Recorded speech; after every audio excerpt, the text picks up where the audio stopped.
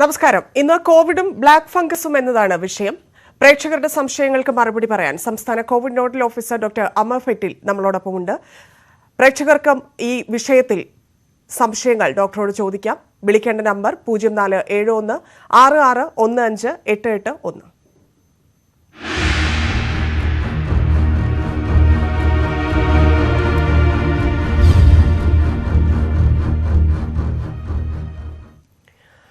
Doctor Amar ഫെറ്റിൽ ചേരുന്നു. നമസ്കാരം doctor.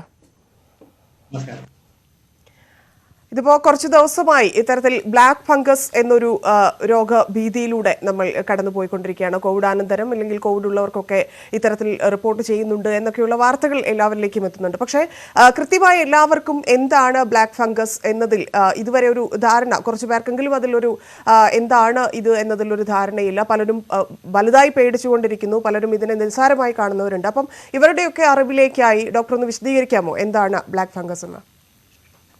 അതായത് ഫംഗസ് എന്ന് വെച്ചാൽ നമ്മൾ സാധാരണ ഒരു ബാക്ടീരിയയും വൈറസും ഒന്നും അല്ലാത്ത ഈ പൂപ്പൽ വർഗത്തിൽപ്പെടുന്ന അണുക്കളാണ് ഫംഗസ് എന്ന് പറയുന്നത്. അപ്പോ അതിനകത്ത് കുറെ വെറൈറ്റീസ് ഉണ്ട്. സാധാരണഗതിയിൽ ഫംഗസുകൾ നമ്മുടെ ദേഹത്തോ നമ്മുടെ ശരീരത്തിൽ പടരുന്നത് വളരെ അപൂർവമാണ്. ഒട്ടെങ്കിലും കോമൺ ആയിട്ട് നമ്മൾ കേട്ടിട്ടുള്ള ഒരു ഫംഗസ് ആണ് നമ്മുടെ ദേഹത്ത് ഈ തേമൽ എന്ന് പറയുന്ന ഈ പീനിയ എന്ന് പറയുന്ന ഫംഗസ് ആണ് ഒട്ടെങ്കിലും നമുക്ക് പരിചയമുള്ള ഒരു ഫംഗസ്, ആൾക്കാർക്ക് പരിചയമുള്ള. പക്ഷെ മറ്റ് ഫംഗസുകൾ അങ്ങനെ ബോഡിയിൽ സാധാരണ വളരാറ്. അതിന്റെ കാരണം നമ്മുടെ ബോഡിയിലെ പ്രതിരോധ ശക്തി സാധാരണ ഇതിനെ വളരെ ഈസി ആയിട്ട് അടിച്ച് പുറത്താക്കും. അപ്പൊ നമ്മുടെ ബോഡിയിൽ എനിക്കത് സ്ഥാനം പിടിക്കാൻ പറ്റാറ്. പിന്നെ ചില ഫംഗസുകളൊക്കെ വളരെ മൈൽഡായിട്ട് ജസ്റ്റ് വളർന്ന് ബോഡിയിലെ ചില ഭാഗങ്ങളിൽ ഇരിക്കാം. അത് അവിടുത്തെ കമൻസാൾ എന്ന് പറയും. മറ്റ് കുഴപ്പങ്ങളില്ലാതെ ആ ബോഡിയിലെ ചില ഭാഗങ്ങളിൽ ഈ ഫംഗസുകൾ ഇരിക്കാം, ചില ഫംഗസുകൾ. അപ്പൊ ഇതാണ് ഫംഗസിന്റെ രണ്ട് കൂട്ടങ്ങൾ എന്ന് പറയുന്നത്. ഇനി ഇവിടെ ഇപ്പോ പറ്റുന്നത് ഈ നമ്മുടെ ഈ പ്രതിരോധ ശക്തി പോകുന്ന അവസരം ഉണ്ടെങ്കിൽ ഇതുപോലത്തെ സാധാരണ ഫംഗസുകൾക്ക് ആ അവസരം മുതലെടുത്തുകൊണ്ട്, അതാണ് ഓപ്പർച്യൂണിറ്റി മുതലെടുത്തിട്ട് ഈ ഫംഗസുകൾക്ക് നമ്മുടെ ബോഡിയിനകത്ത് വളരാം. അപ്പൊ അതിന്റെ ഒരു ടിപ്പിക്കൽ എക്സാമ്പിൾ ആണ് കുറെ വർഷങ്ങളായി 10-20-30 കൊല്ലമായി HIV വന്നപ്പോ അന്ന് ഈ പല ഫംഗസുകൾ ബോഡിയിലും വയറ്റിലും ബ്രെയിനകത്തും വരുന്നതായിട്ട് കണ്ടിരുന്നു. അതിന്റെ കാരണം എന്താണ്? അന്ന് പ്രതിരോധ ശക്തി ആ മനുഷ്യരുടെ ബോഡിയിൽ പോയതുകൊണ്ട്, HIV കിട്ടുന്ന ആളുടെ ബോഡിയിൽ പോകുന്ന കൊണ്ടാണ് ഈ സിറ്റുവേഷൻ വന്നത്. അപ്പോ അതിനുശേഷം പിന്നെ ഇപ്പോഴാണ് ഇത്രയും മാസ് സ്കെയിലിൽ ആൾക്കാർക്ക് പ്രതിരോധ ശക്തി പോകുന്ന ഒരു മരുന്ന് ചികിത്സന്റെ ഭാഗമായിട്ട് ഉപയോഗിക്കേണ്ടി വരുന്നത്. അത് നമ്പർ 1. അത് സ്റ്റിറോയിഡ് മരുന്ന്. പിന്നെ രണ്ടാമത്തത് ഇപ്പോൾ ഡയബറ്റിസ് എന്തായാലും നമ്മുടെ നാട്ടിൽ വളരെ അധികമാണ്. ഡോക്ടർ, ഈ സ്റ്റിറോയിഡ് ഉപയോഗിച്ചവരിൽ മാത്രമാണോ ഇതുവരെ ബ്ലാക്ക് ഫംഗസ് കണ്ടെത്തിയിട്ടുള്ളത്? സാധാരണ സ്റ്റിറോയിഡും ഡയബറ്റിസ് ഒരു കോമ്പിനേഷൻ ആണ്, ഒരു സിംഗിൾ ഇതല്ല. ഒരു ഏത് അസുഖം വരുമ്പോൾ ഇല്ലാത്തുള്ളത് ഒരു ട്രയാങ്കിൾ ആണ്. നമുക്ക് ഒരു ത്രികോണം നമുക്ക് സങ്കല്പിക്കും. ഒരറ്റത്ത് അത് നമ്മുടെ ഏജന്റ് ആണ്, അത് അണുക്കൾ, അത് ഈ ഫംഗസ്. രണ്ടാമത്തത് നമ്മുടെ ഹോസ്റ്റ് എന്ന് പറയുന്നത് നമ്മുടെ ബോഡി, അതാണ് പേഷ്യന്റ്. മൂന്നാമത്തെ കോണിൽ ഇരിക്കുന്നത് ഈ എൻവയോൺമെന്റ് ആണ്, ചുറ്റുപാടുകൾ എന്ന് പറയുന്നത്. ഇവിടെ ഇപ്പൊ ചുറ്റുപാട് എന്ന് പറയുന്നത് എൻവയോൺമെന്റ് എന്താണ്? കോവിഡ് വന്ന് ബോഡിയിലെ പല സിസ്റ്റംസും താറുമാറായിരിക്കുന്നു. ഡയബറ്റിസ് ഉള്ളൊരു ശരീരം, ആ ഡയബറ്റിസ് മൂർച്ഛിച്ചിട്ട് പലപ്പോഴും കീറ്റോആസിഡോസിസ് എന്നുള്ള അവസ്ഥയിൽ ഇരിക്കുന്നു. അപ്പൊ മറ്റ് അഡിഷണലായിട്ട് ചില കീറ്റോൺ ബോഡീസ് കെമിക്കൽസ് കൂടെ ബോഡിയിലെ ബയോകെമിസ്ട്രി. അപ്പൊ അങ്ങനത്തെ അതിന്റെ കൂടെ മൂന്നാമത്തെ എൻവയോൺമെന്റ് ആണ് സ്റ്റിറോയിഡുകൾ ബോഡിയിൽ പ്രവഹിക്കുന്നു, വലിയ ഡോസിലും കൂടുതൽ ഡോസ്. ഈ എൻവയോൺമെന്റ് ഇവിടെ ഇരിക്കുന്നു. ഇപ്പുറത്ത് ബോഡിയുടെ പ്രതിരോധ ശക്തി എന്ന് പറയുന്നത് നേരത്തെയുള്ള പ്രതിരോധ ശക്തി ഇവിടെ കുറച്ച് ഡൗൺ ആയി. ഫംഗസ് ആണെങ്കിലോ ഈ മ്യൂക്കർ എന്ന് പറയുന്ന ഫംഗസ് നമ്മുടെ ചുറ്റുപാടിലുള്ളതാണ്. പ്രത്യേകിച്ച് പൊടികൾ, ഈ കൺസ്ട്രക്ഷൻ സൈറ്റിൽ വരുന്ന പഴയ പൊടി, നമ്മൾ ചുമരൊക്കെ ഈ പൂപ്പുകളൊക്കെ ഉണ്ടാവും, ഈ നനഞ്ഞീർക്കുമ്പോൾ ചുമരിലും ബുക്കിലും എല്ലാം ഉള്ള പൂപ്പുകൾ. അപ്പൊ അതിനകത്തെല്ലാം അതിന്റെ സ്പോറുകൾ ഉണ്ടാകാം. അപ്പൊ അത് പറന്ന് നമ്മുടെ ബോഡിയിൽ വന്നാലും സാധാരണഗതിയിൽ നമ്മൾ ആരാണെങ്കിൽ, ഈവൻ ഡയബറ്റീസ് ഉള്ള ആളാണെങ്കിൽ പോലും പലപ്പോഴും ഇതിനെ തട്ടിക്കളയും. എന്നാലും കഴിഞ്ഞ കുറെ വർഷങ്ങളായി നമുക്കറിയാം ഇത് അൺനോൺ രോഗമല്ല, അന്ന് ഉണ്ടായിട്ടുണ്ട്. പക്ഷെ പലപ്പോഴും ഡയബറ്റീസ് ഉള്ള ആൾക്കാർക്കോ HIV ഉള്ള ആൾക്കാർക്ക് മാത്രമാണ്, അല്ലെങ്കിൽ നീണ്ട കാലം ബോഡി പ്രതിരോധ ശക്തി കുറയ്ക്കുന്ന ഏതെങ്കിലും മരുന്ന് കഴിക്കേണ്ട ആവശ്യം വന്നവർക്ക് മാത്രമാണ്. അപ്പൊ ഡോക്ടർ, ഈ പഠനങ്ങൾ ഡയബറ്റിക് ഉള്ളവരിലാണ് ഇത് കണ്ടുവരുന്നത് എന്ന് പറയുമ്പോഴും ചില സ്ഥലങ്ങളിലൊക്കെ വായിച്ചതായി കണ്ടു പുരുഷന്മാരിലാണ് ഇത് കൂടുതൽ വരുന്നതെന്ന്. അതൊരു പക്ഷേ ഡോക്ടർ പറഞ്ഞ പോലെ ഇത്തരത്തിൽ ജോലി ചെയ്യുന്ന ആളുകളിലും ഇല്ലെങ്കിൽ കൂടുതലായി ഈ കെട്ടിട വർക്കൊക്കെ ചെയ്യുന്ന ആളുകളിലും ആയിരിക്കുമോ അത്തരത്തിൽ വരുന്നത് ഈ പുരുഷന്മാരിൽ എന്നുള്ളത് എത്രത്തോളം ശരിയാണ്? അതെനിക്ക് പുരുഷന്മാരാണോ എന്ന് എനിക്ക് കമന്റ് ചെയ്യാൻ സാധിക്കില്ല. കാരണം അതൊന്നുകൂടെ നോക്കണം, അങ്ങനെ ഉണ്ടോ, അങ്ങനെ ഒരു വ്യക്തമായ ഡിഫറൻസ് ഉണ്ടോ എന്ന് എനിക്കറിയില്ല. വീണ്ടും ചെക്ക് ചെയ്ത് നമുക്ക് അത് കൺഫേം ചെയ്യാം അങ്ങനെ ഉണ്ടോ എന്ന്. പക്ഷെ അങ്ങനെ സാധാരണഗതിയിൽ ഇപ്പൊ പുരുഷൻ സ്ത്രീ വ്യത്യാസങ്ങളെല്ലാം നമ്മൾ സാങ്കേതികമായിട്ട് കാര്യങ്ങളാണ്. അപ്പൊ ഇവിടെ വരുന്നത് നമ്മൾ ഈ സ്റ്റിറോയിഡ്സിന്റെ കാര്യം ഞാൻ പറഞ്ഞു.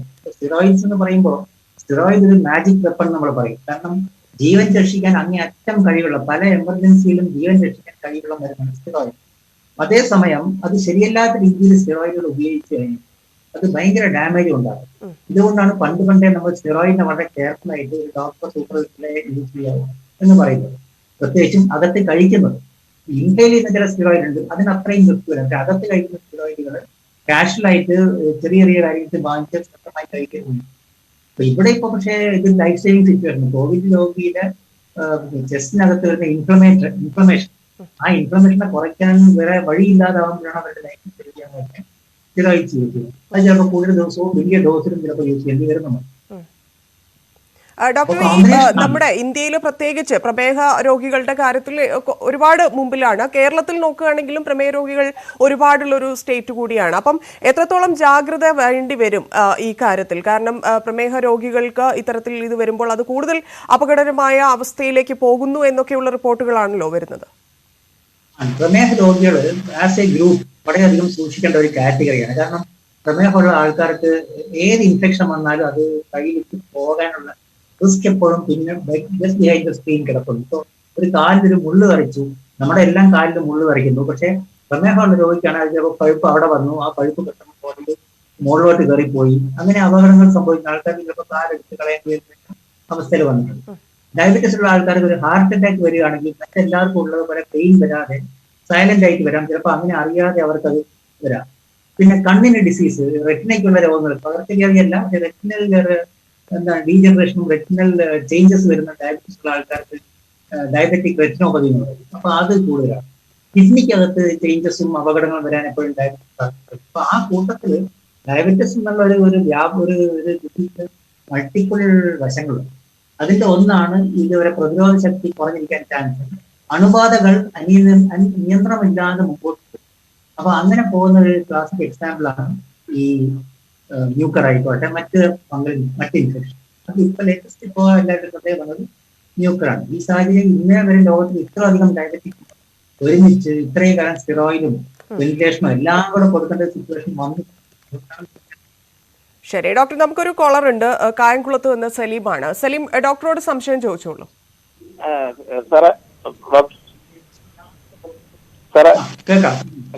സാറേ, എന്റെ പേര് സലീം, കായംകുളം. സാറേ, ഈ ബ്ലാക്ക് ഫംഗസ് വന്നാൽ നമ്മൾ എങ്ങനെ അറിയും സാറേ? അതിനെ കുറിച്ച് ഒരു ധാരണയില്ല.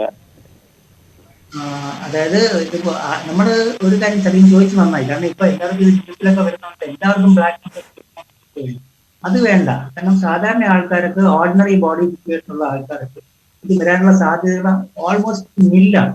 അപ്പൊ ഒരു വലിയ ആൾക്കാർക്ക്, കൂട്ടം ആൾക്കാർക്ക് അതിനൊന്നും പേടിക്കണ്ട, പറയുകയാണ്. പിന്നെ കരുതേണ്ട ആരാണ്? ഇപ്പൊ ഡയബറ്റീസ് ഉള്ള ആള് ആണെങ്കിൽ എല്ലാ ഡയബറ്റീസ് ഉള്ള ആൾക്കാർക്കും ഇത് വരണമെന്നില്ല. കാരണം ഡയബറ്റീസ് ഉള്ള ആൾക്കാർ നമ്മുടെ നാട്ടിൽ ഇഷ്ടമായി സ്വന്തമായി ജീവിച്ചു പോകുന്നുണ്ട്. അവരൊന്നും ഉടനെ ബ്ലാക്ക് ഫംഗസിനെ പേടിക്കുക അങ്ങനെ ചെയ്യേണ്ട ആവശ്യമില്ല. പക്ഷെ അവർക്ക് ഡയബറ്റീസ് ഉള്ള ആള് ഇനി കോവിഡ് കൂടെ വന്നു, കോവിഡ് തന്നെ വന്നാൽ മൈൽഡായി വന്നു പോയി ചിലപ്പോൾ ഒന്നും സംഭവിക്കും. പക്ഷെ കോവിഡ് വന്ന് അറിഞ്ഞ ആ വ്യക്തിക്ക് ഡയബറ്റീസ് ഒക്കെ ഉള്ള കാരണം ഐസിയിലൊക്കെ കിടക്കേണ്ടി വന്നു, സ്റ്റിറോയിഡുകൾ തുടങ്ങേണ്ടി വന്നു. അപ്പൊ ആ ഒരു സാഹചര്യം എല്ലാം കൂടെ ഒത്തു വന്നിട്ടുണ്ടെങ്കിൽ ആ വ്യക്തി കെയർഫുൾ ആയിട്ട് ഒന്ന് കരുതലോടുകൂടി. അപ്പൊ അങ്ങനെ നോക്കുന്ന എന്താണ് അസാധാരണ ലക്ഷണങ്ങൾ ആ നേരത്ത് ചികിത്സയിൽ ഇരിക്കവേ ഉണ്ടോ എന്ന് ഡോക്ടർ നോക്കുന്നു. ചികിത്സ കഴിഞ്ഞ് ചിലപ്പോൾ വീട്ടിലേക്ക് പോയി കഴിഞ്ഞിട്ടും അസാധാരണമായിട്ടുള്ള തലവേദനയോ, മുഖത്ത് അല്ലെങ്കിൽ കണ്ണിലോ മൂക്കിന്റെ സൈഡിലൊക്കെ നീരുകളോ, അല്ലെങ്കിൽ ചിലപ്പോൾ മൂക്കിന്ന് ഒരു ബ്ലാക്കിഷ് ആയിട്ടോ ബ്രൗണിഷ് ആയിട്ടോ ചോപ്പ് കലർന്നതോ ദുർഗന്ധമുള്ള ഡിസ്ചാർജ് വരിക, ചിലപ്പോ കണ്ണിന്റെ ചുറ്റും മാത്രം വേദന, അല്ലെങ്കിൽ ചിലപ്പോൾ കണ്ണ് നമ്മൾ അങ്ങോട്ടും ഇങ്ങോട്ടും നോക്കുമ്പോൾ നമ്മളിപ്പോ വിരലിന്റെ ഓബ്ജക്റ്റ് നോക്കുകയാണെങ്കിൽ ഒന്നായിട്ട് കാണും. ഈ നമ്മൾ ഒരു വിരൽ കാണിച്ചാൽ ചിലപ്പോൾ രണ്ടായിട്ട് കാണുന്നത്. അപ്പൊ വിഷനിലെ ചേഞ്ച്, അല്ലെങ്കിൽ ചിലപ്പോൾ വിഷൻ കുറഞ്ഞു പോകുന്നു പെട്ടെന്ന്, അല്ലെങ്കിൽ പറഞ്ഞാൽ അസഹ്യമായ തലവേദന, അതിന് മറ്റു കാരണങ്ങളൊന്നും കാണും. ഈവൻ എന്താണ് ഈ മുകളിലത്തെ വശത്തുള്ള പല്ലുകൾ, നമ്മുടെ ജോബോണുണ്ട് മുകളിലും താഴെ പല്ല്, ഈ മുകളിലത്തെ പല്ലുകൾ അപ്രതീക്ഷിതമായി ലൂസ് ആകുകയോ കുറ്റപ്പെടുകയോ ഇളകി പോകുന്ന ഒരു സിറ്റുവേഷൻ വരും. ഇതെല്ലാം ആർക്കാണ്? ഈ കോമ്പിനേഷൻ ഓഫ് ഡയബറ്റീസ്, കോവിഡ് ചികിത്സ, വെന്റിലേറ്ററിൽ കിടക്കേണ്ടി വന്നു, സ്റ്റിറോയിഡ് കഴിച്ചിട്ട് ഇതെല്ലാം വന്നു. എനിക്ക് ചിലപ്പോൾ ഇവൻ മെച്ചപ്പെട്ട രീതിയിൽ പോയിട്ടില്ല. ഇതെല്ലാം കഴിഞ്ഞാണ് വന്നതെങ്കിൽ കേരളം. ശരി ഡോക്ടർ, ഇരിട്ടിയിൽ നിന്ന് അഞ്ജു ചേരുന്നുണ്ട്. അഞ്ജു, എന്താണ് സംശയം? ഡോക്ടറോട് ചോദിച്ചോളൂ. ഹലോ. ഹലോ ഹലോ ഡോക്ടർ, ഞാനൊരു ഡയബറ്റിക് പേഷ്യന്റ് ആണേ. അപ്പൊ എനിക്കിപ്പോ 2-3 ദിവസമായിട്ട് ഭയങ്കര തലവേദന, ഒരു 3-4 ദിവസമായി ഭയങ്കര തലവേദന, കണ്ണിന് ചുറ്റും വേദന, ശരീരം മുഴുവൻ വേദന. അപ്പൊ ഒരു ടെൻഷൻ. അപ്പൊ എന്താണ് അതിന്റെ ഒരു ലക്ഷണം? എങ്ങനെയാണ്? ഓ ഇല്ല, പനിച്ചൊന്നും. ഞാന് മിനിഞ്ഞാന്ന് ഒരു ദിവസം പനിച്ചു. അപ്പൊ തന്നെ പാരസിറ്റമോൾ കഴിച്ചു, കുറഞ്ഞു. പിന്നെ പനിയൊന്നും ഉണ്ടായില്ല, പക്ഷെ തലവേദന വിട്ടുമാറുന്നില്ല. ഈ തലവേദനയും പിന്നെ കണ്ണിന്റെ ബാക്കിൽ വേദന എല്ലാം കോമൺ ആയിട്ട് കുറെ ഏറെ രോഗങ്ങളുണ്ട്. ഇപ്പൊ ഫോർ എക്സാമ്പിൾ ഈ നേരത്ത് ഇപ്പൊ മഴയൊക്കെ പെയ്ത ഈ നേരത്ത് നമ്മൾ ആദ്യം സംശയിക്കേണ്ട ഒരെണ്ണം ഡെങ്കിയാണ്. ഡെങ്കിക്കും ഇതുപോലെ തലവേദനയും കണ്ണിന്റെ ബാക്കിൽ വേദനയും പ്രസന്റ് ചെയ്യാം. പിന്നെ BP അസുഖമുള്ളവർക്ക് തലവേദന വരാം. അപ്പോൾ കോവിഡ് ചികിത്സ അല്ലെ സ്റ്റിറോയിഡിന്റെ യൂസ് ഒന്നും ചെയ്യേണ്ടി വന്നിട്ടാണ് ഞാൻ പ്രതീക്ഷിക്കുന്നത്. അപ്പോൾ അങ്ങനത്തെ ഡീറ്റെയിൽസ് പറഞ്ഞു അങ്ങനെ ഇല്ല, കൊറോണ അതൊന്നും വന്നിട്ടില്ല. അപ്പൊ ഇത് സാധാരണഗതിയിൽ നമ്മൾ കോവിഡ് 10 ലക്ഷം ആൾക്കാർക്ക് 1-2 കേസ് കാണുള്ളൂ. 10 ലക്ഷം കേസ് വ്യക്തികളിൽ അത്രയ്ക്കൊക്കെ കാണാം, ഒരു വർഷത്തിൽ അത്രേ കാണുള്ളൂ. അത്രയും റെയർ ആയിട്ടുള്ള സാധനമാണ്. അപ്പൊ നമ്മൾ ഒരിക്കലും ഡയബറ്റീസ് ഉണ്ടെന്നോ അല്ലെങ്കിൽ അങ്ങനെ പറഞ്ഞിട്ട് ആദ്യം നമുക്ക് ബ്ലാക്ക് ഫംഗസിലേക്കോ ന്യൂക്കറിലേക്ക് പോകേണ്ട ആവശ്യമില്ല. ശരി, നന്ദി അഞ്ജു വിളിച്ചതിന്. ഡോക്ടർ, തിരിച്ചു വരാം വിഷയത്തിലേക്ക് ചെറിയൊരു ഇടവേളയ്ക്ക് ശേഷം.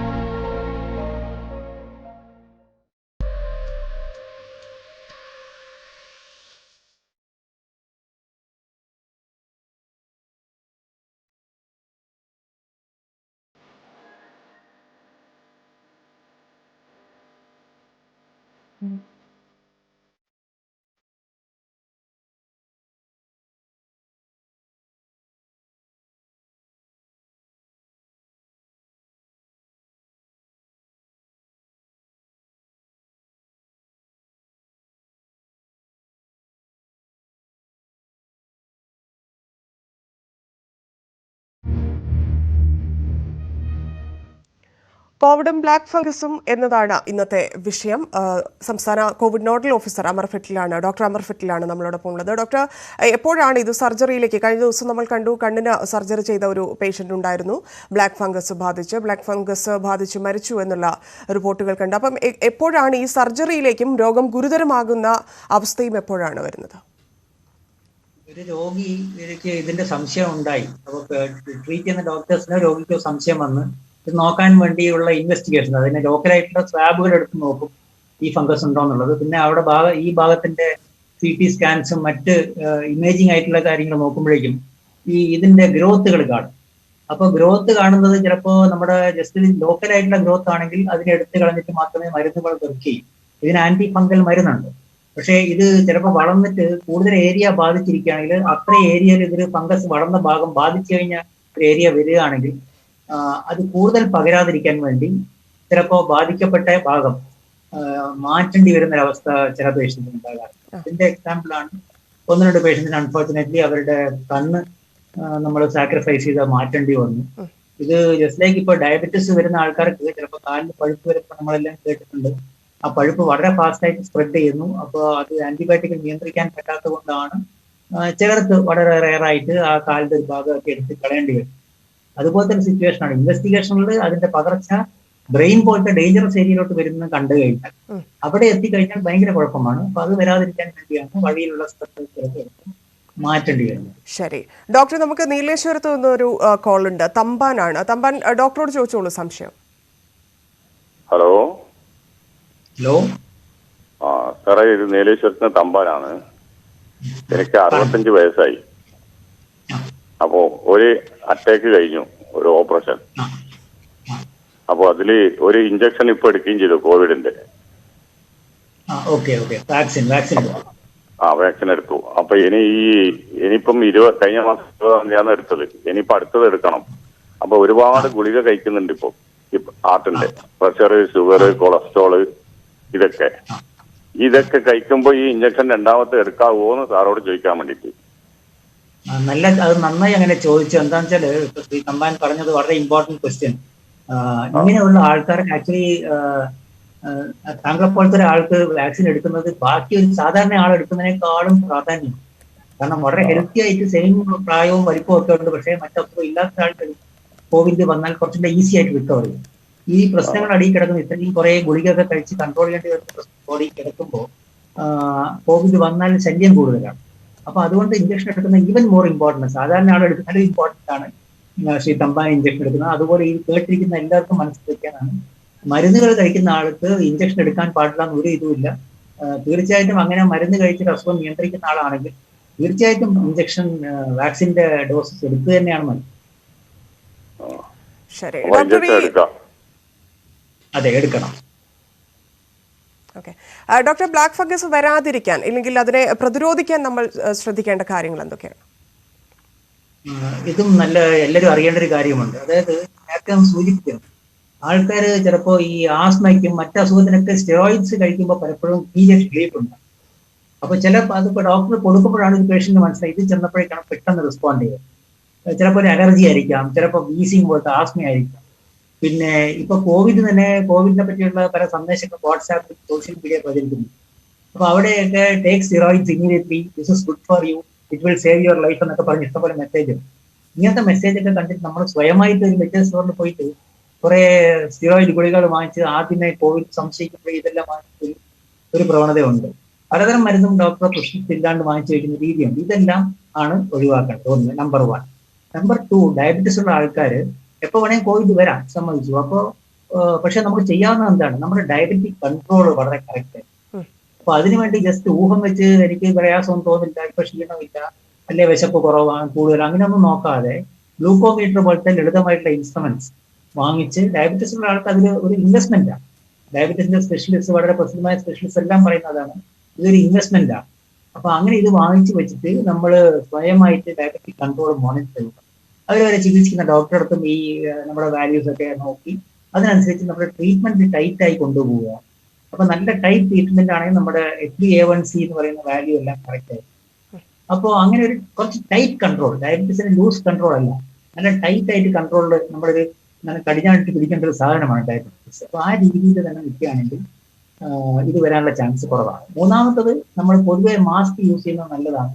എസ്പെഷ്യലി പൊടിയുള്ള സ്ഥലത്തും ഈർപ്പുള്ള സ്ഥലത്തും ഒക്കെ നല്ലതാണ്.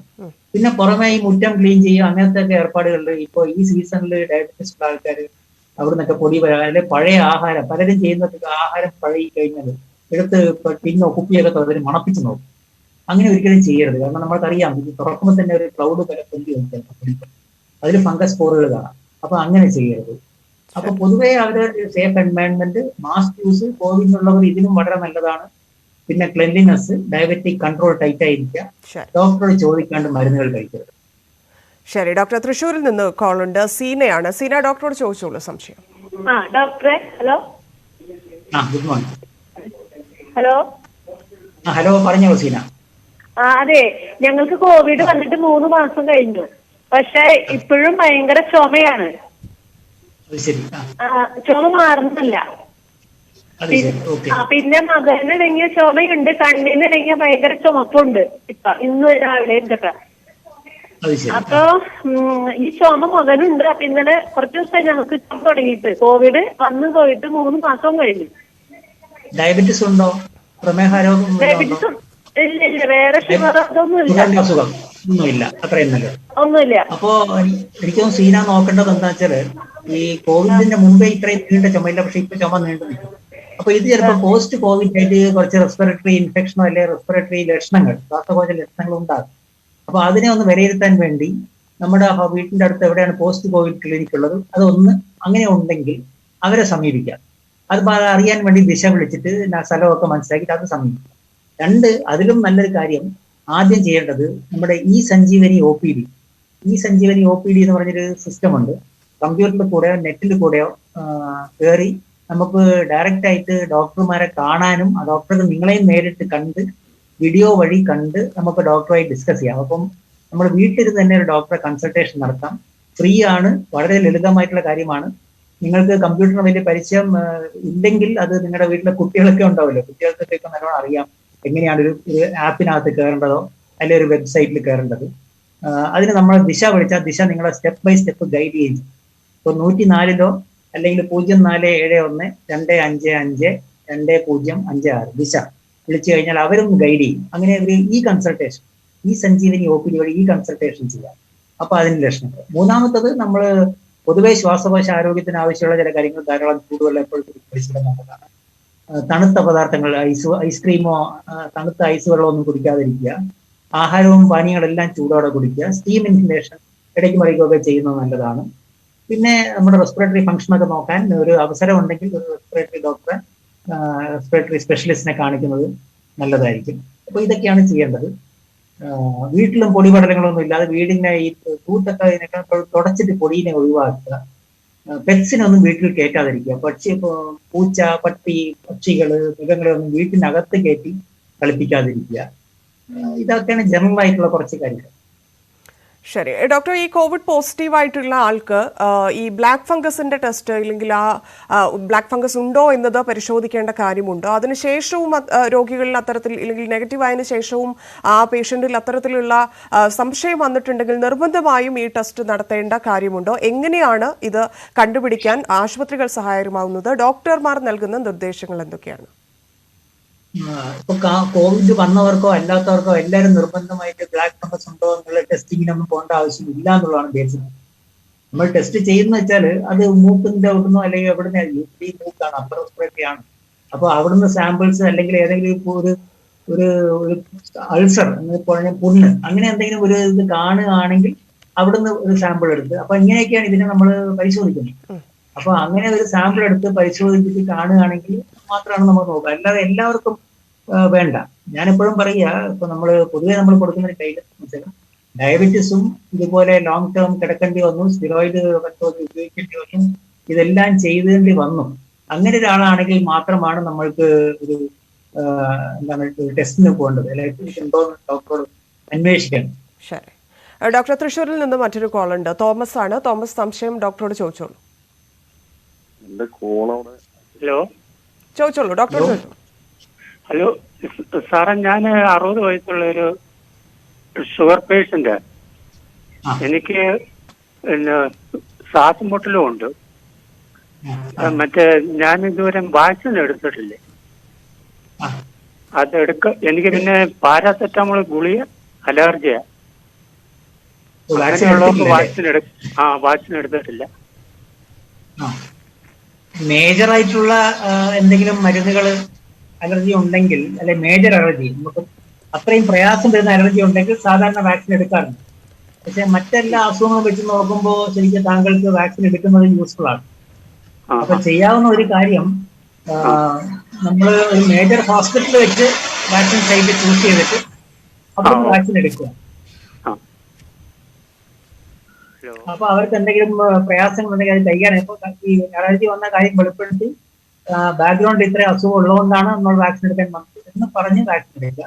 ഇനി വാക്സിൻ എടുക്കാൻ പറ്റിയിട്ടില്ലെങ്കിലും നമ്മൾ ബ്രേക്ക് ദ ചെയിനിൽ ആദ്യത്തെ 3 കാര്യങ്ങളുണ്ടല്ലോ. മാസ്ക് സാർവത്രികമായി യൂസ് ചെയ്യുക, പിന്നെ ശാരീരിക അകലം എപ്പോഴും പാലിക്കുക വ്യക്തികളുമായിട്ട്, ആൻഡ് എപ്പോഴും കൈ ശുചിയായി വെക്കുക, ക്രൗഡഡ് സ്ഥലങ്ങളിൽ പോകരുത്, ഇടുങ്ങിയ സ്ഥലങ്ങളിൽ പോകരുത്, അടഞ്ഞു കിടക്കുന്ന മുറികളിലും അങ്ങനത്തെ കടകളിലും സ്ഥാപനങ്ങളിലും കയറാതിരിക്കുക. അപ്പൊ ഈ 3 കാര്യങ്ങളും ഈ 2 സെറ്റ് കാര്യങ്ങൾ കെയർഫുൾ ആയി കഴിഞ്ഞാൽ, അഥവാ വാക്സിൻ എടുക്കാൻ പറ്റിയിട്ടില്ലെങ്കിലും താങ്കൾ വലുതായിട്ട് അങ്ങനെ വറി ചെയ്തിട്ട് അതിനെപ്പറ്റി ഒരു ആൻസൈറ്റി ഉണ്ടാകും. ശരി ഡോക്ടർ, മലപ്പുറത്ത് നിന്നാണ് ഉമ്മർ. ഉമ്മർ, ഡോക്ടറോട് ചോദിച്ചോളൂ സംശയം.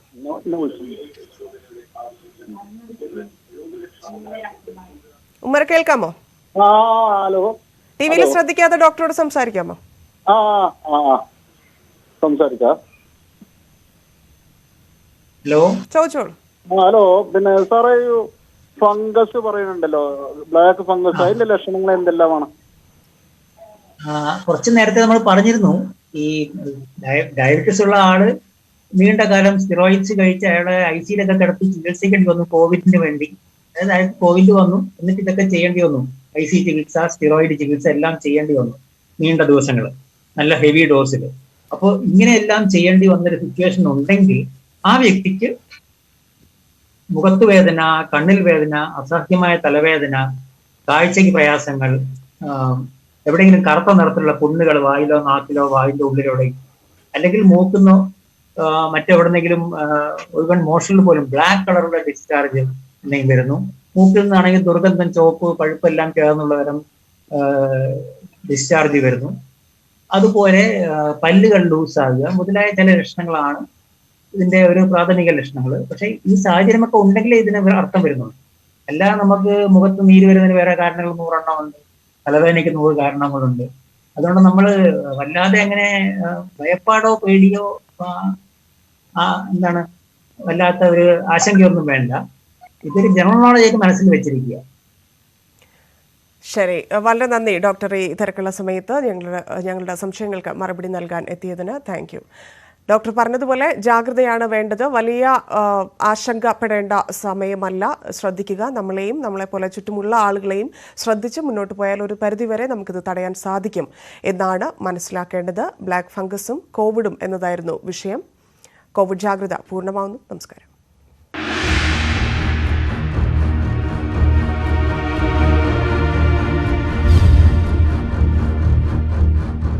ഈ പരിപാടി